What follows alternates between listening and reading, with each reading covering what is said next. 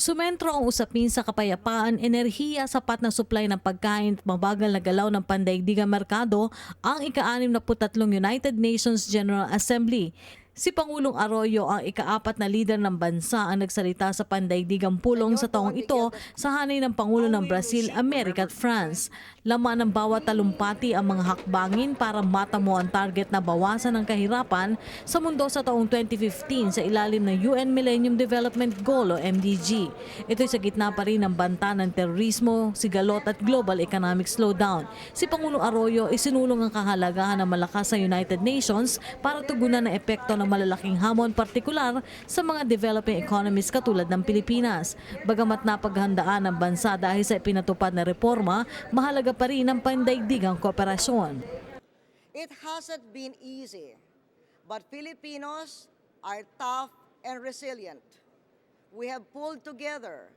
We have been able to draw on additional revenues to provide targeted investments in food and fuel to keep our poor afloat until a better day.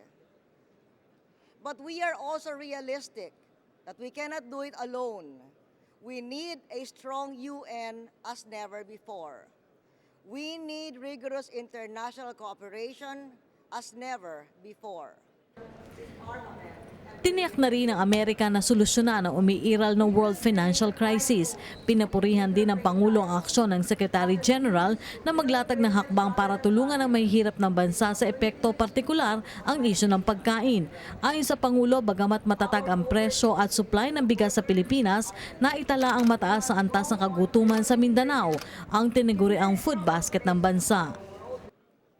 For food self-sufficiency, our food baskets are North Luzon in our largest island and the southern island of Mindanao.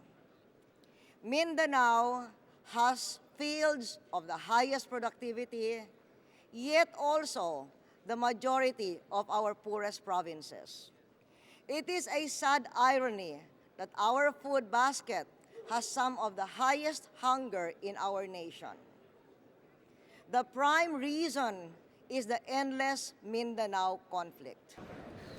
Pero sa United Nations General Assembly, formal na ipinahayag ng Pangulo ang pagtiyak ng Pilipinas na isulong ang kaayusan at kapayapaan sa bansa. Formal na rin iniulat ng Pilipinas ang pagkabalam ng prosesong pangkapayapaan dahil sa karahasang inihahasik na ilang elemento ng MILF, pati na ang bagong estratehiya ng gobyerno sa peace talks.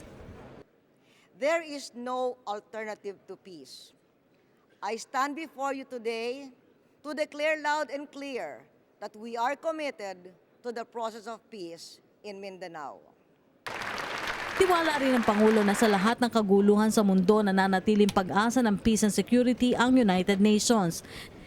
Dahilan kung bakit ang Pilipinas ang may pinakamalaking police contingent sa UN peacekeeping operations.